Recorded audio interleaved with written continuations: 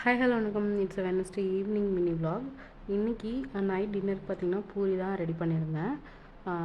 இன்றைக்கி நைட் டின்னருக்கு puri and then puri or chapati night நம்ம ரெடி பண்ணிட்டோம்னா அந்த மாவு இருந்துச்சுன்னா கண்டிப்பாக நாளைக்கு காலையிலையும் அதே தான்.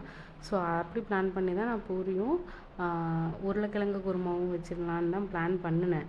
பட் பூரி மாவு பிணைஞ்சு அப்போவே பண்ணிட்டேன். உருளைக்கிழங்கு குருமாவுக்கு பதிலாக இன்றைக்கி நான் மரவள்ளிக்கிழங்கு நான் வேக வச்சுருந்தேன். பட் அந்த மரவள்ளிக்கிழங்கு கொஞ்சம் மிஞ்சிருச்சு. ஸோ டக்குன்னு எனக்கு அதை பார்த்த உடனே இதுவும் அதே கன்சிஸ்டன்சியில் தானே இருக்கும் அப்படின்னு சொல்லிட்டு அதையவே குருமாவாக வச்சுட்டேன். அதே மாதிரி டேஸ்ட்டு ரெண்டுக்குமே ஒரே மாதிரி தான் இருக்கும். உருளைக்கிழங்கு குருமா எப்படி இருந்துச்சோ அதே மாதிரி தான் இருக்கும் மரவள்ளிக்கிழங்கு குருமாவும். பட் காஸ்ட் வைஸ் பார்த்தோம்னா இது கொஞ்சம் விலை அதிகம்தான். பட் இந்த மாதிரி மிஞ்சிருச்சு அப்படின்னு நினச்சிங்கன்னா இந்த மாதிரி எப்போயாவது உங்களுக்கு பூரி சமைக்கிறப்போ நீங்கள் மரவள்ளிக்கிழங்கும் நீங்கள் செஞ்சீங்கன்னா அது எக்ஸ்ட்ராவாக இருந்துச்சுன்னா அந்த மாதிரி ட்ரை பண்ணி பாருங்கள். அப்படியே நீங்கள் குருமா எப்படி வைப்பீங்களோ அதே மாதிரி ட்ரை பண்ணி பாருங்கள்.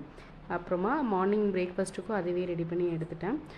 அப்புறம் பார்த்திங்கன்னா இன்றைக்கி வியாழக்கிழமை அப்படிங்கிறங்காட்டி மார்னிங் எழுந்திரிச்சு குளிச்சுட்டு சாமியெல்லாம் கும்பிட்டு காலேஜ் கிளம்பிட்டேன்.